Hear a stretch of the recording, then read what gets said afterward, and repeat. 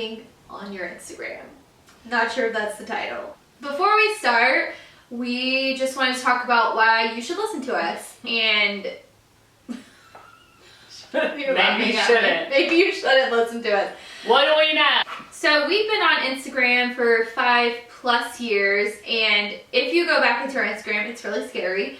But it wasn't until last year that we decided that we needed a strategy, and we put that strategy into play, and we grew 71% last year. And I know there are plenty of, that's a success for us. And 11,000 followers may not mean that much to you, but to somebody, to us, it's where we are right now.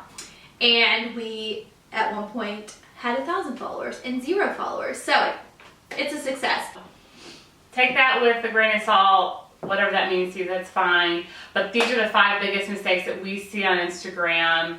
And people ask us a lot of times, how we edit our pictures and how we come up with content. And those are all great questions. But I think you have to do a little self-evaluation for you to really have your best Instagram, because what I'm doing specifically may not work for you. The number one mistake that I see people make is they don't evaluate their Instagram. So you either consistently posting the same types of pictures, maybe that people don't like, or whatever the case may be. If you want to know what I'm doing, you really need to know what you need to be doing. So, for example, we looked at our Instagram last year and we're like, holy crap, people really don't like these types of pictures that we take, but they really like when we take pictures in our house.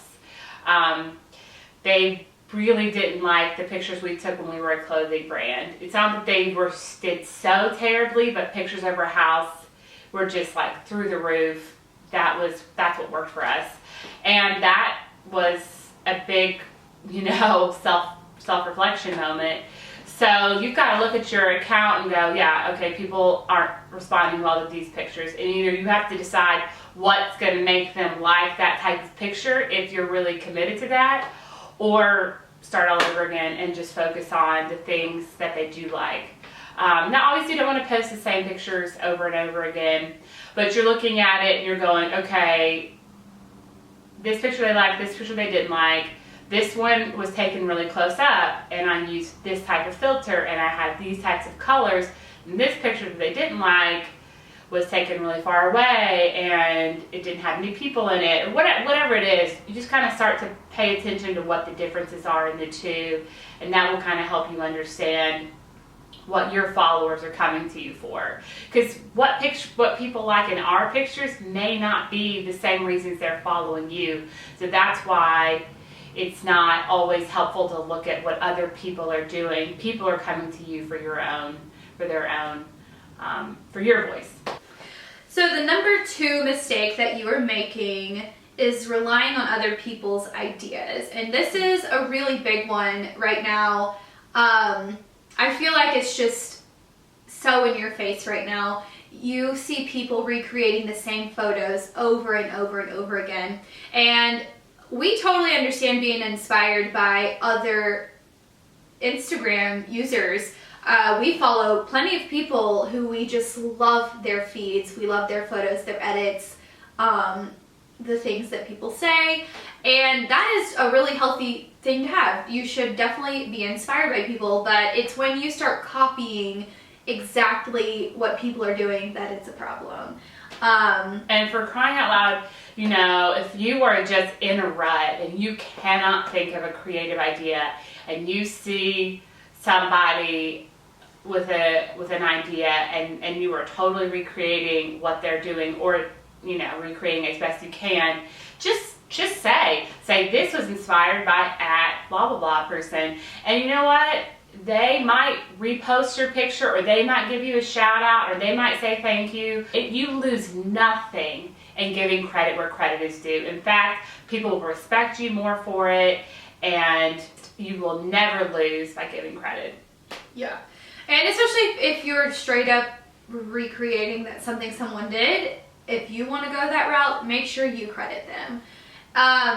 we were talking about the other day that there are no original ideas anymore. I mean, if you think of it, it's been done. But that shouldn't discourage you. You still should try to use your own brain and your own style and try to do something original. And even if someone else has already done it somewhere in the world, it's just better to think for yourself than to copy. Right. And, you know, everyone has a unique perspective. So we may have all seen a picture in front of the Eiffel Tower, but that doesn't mean you should take a picture in front of the Eiffel Tower.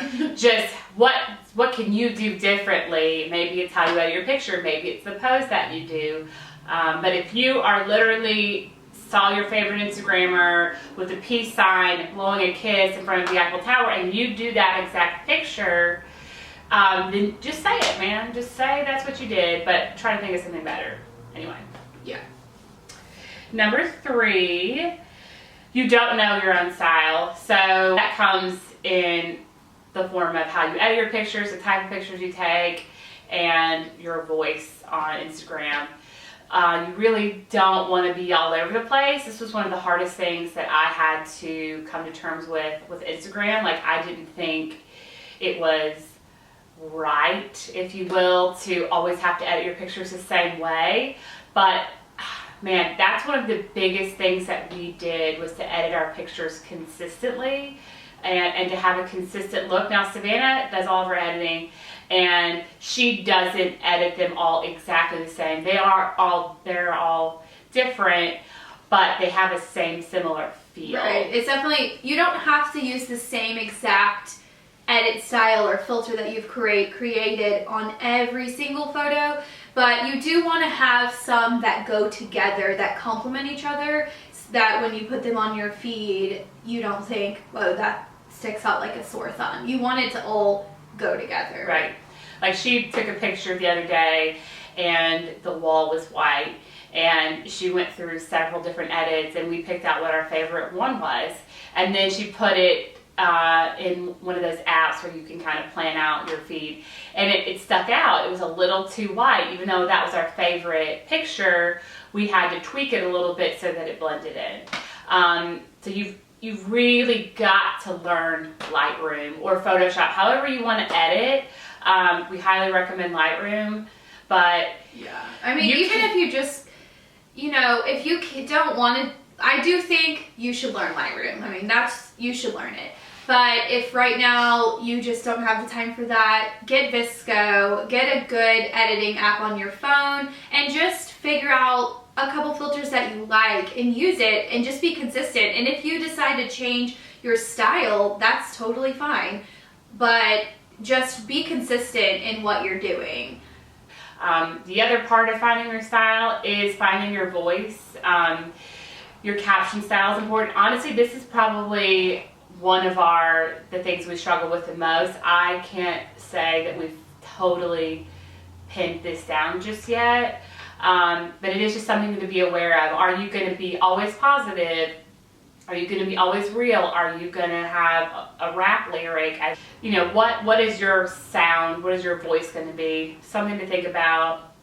We don't exactly have that figured out. Yeah, I mean, I definitely think you just need to come up with something, right? I mean, we have come up with something, and that's what we're doing, but we're like, I don't know, is this how you execute that? We're figuring that out, but you just have to start with something. Just pick it, go with it. If you're just like, oh, I want to talk about this experience I had, and over and over and over again, and that's your strategy, do it. But just pick something. Have a strategy about that. The fourth mistake that you are making is not focusing on quality photography. This seems like an obvious one, and you always hear people say, have good photography. But it's really important. If you need to hire a photographer so that you have great photos, do it. I think more importantly, you should know your way around the camera, and you should be able to know how to make something work in a photo. I think that is so important. And if you need to hire a photographer until you can work that out, do it, but it's very important that your pictures look amazing. There are so many great photographers out there and so many accounts with great photos, and that's just a given. You have to have good photos. I mean, it's Instagram, it's a photo app. Yeah. If you have bad photography, I mean, just forget it. Like, it's not. And it's like baseline good photography that's just how you're even gonna even have a chance on Instagram, but you really have to take it to the next level. And that is by what I said before, your unique voice. Yeah. And another thing about this just depends on what you're using Instagram for. If you're trying to work with brands or collaborate with people, it's so important. And also, I think it's even more important to be able to do it yourself. Because when you go to a brand and say, oh, I want to work with you, and they're okay with it, but then you have to go hire a photographer, that really just changes the situation. And maybe they might want to pay for a photographer for you, but it's just way better to be able to have that skill and go to a brand and say, I want to work with you, I can create these kinds of photos.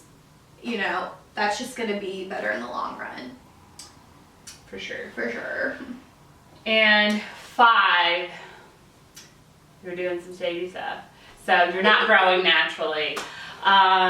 Listen, I get the temptation to become part of those services where you pay like $40 a month and they don't really tell you the shady stuff they're doing, but they're doing shady stuff. And what do you know? You've had an Instagram for 4 months and you have 10,000 followers.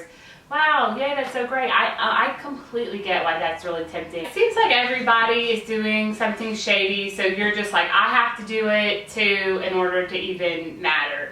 Well, yes and no. A lot of people are doing some shady business out there. Doesn't make it right, guys. It super doesn't make it right. Like, that's just a given. But the reason why it's so bad, first of all, once you do it, once you've grown a following based on either buying likes or buying followers or paying for these services, you can't undo it. So once you have those 10,000 followers, you really can't ever, unless you go and start all over again, you can't go and unhave those followers. Brands are figuring out ways to evaluate the genuineness of your following, and they're just not going to work with you. So you could have 100,000 followers and not be able to get any brand deals. Yeah. And then it's like, why aren't they working with brands? They have 100,000 followers, and you'll never be able to change that. Like, once you buy those followers, once you buy those likes, you can't undo it. And once people catch on, because it's so easy to spot. I mean, it is like a glaring red flag when people are doing this shady stuff. You can't earn your credibility back. Now, I know there are some people who did it in the beginning, and then they realized the error of their ways, and they don't do it anymore. And, you know, I'm not going to say that you can't ever get your name back, but it does tarnish your reputation a little bit. And I can't say this enough. We know you should not grow to 10,000 followers in 4 months. That is just... Yeah, I think that the point is just that there are ways... You just have to know that you're not going to gain 10,000 followers in 4 or 6 months. That's not natural. So you just kind of have to start with that in your head. And if you're at 10,000 followers and, you know, you're just like, well, that's great, I'm trying to grow to 20,000, just know that that does not happen overnight. And I know you are experiencing this, and you know it as well as we do, that you cannot grow that fast. But don't be discouraged by other people's growth that isn't making any sense. And you're like, why am I not growing 7,000 followers in 2 months? It's because you're doing it right. And that kind of sucks. And it doesn't feel great, but it does feel good to know that you're doing the right thing. And it doesn't necessarily matter. You can still work with brands at any size. Of course, you get paid more when you have more followers, but if you're putting out good content, brands are going to notice. You have to go to sleep at night knowing that you did the right thing, and you will never worry about what people think about your following if you did the right thing. Right. There's nothing shady for a brand to find out about you, and that is more important than growing quickly. Yeah. Mm. Well, thank you so much for watching. I hope this was helpful. Yes.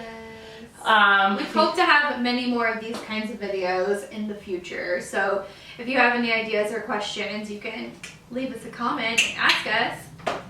And don't forget to subscribe, obviously. I think that's right here. I don't know. I'm confused. Just subscribe. Come back. Oh, and my hair, I'm doing a tutorial on this. So I'm going to link the video and you're going to need to go check it out, okay? Okay, bye. Okay, bye. Bye. Hello.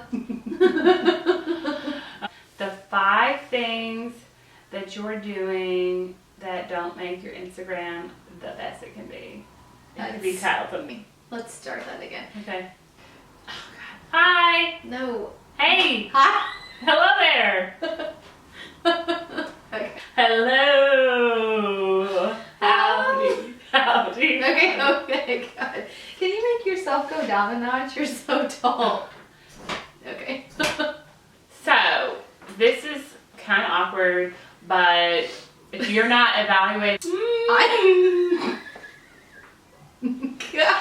Highs are really hard. Well, how do we not say hi?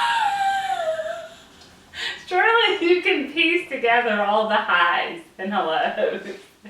I hope you feel welcome here.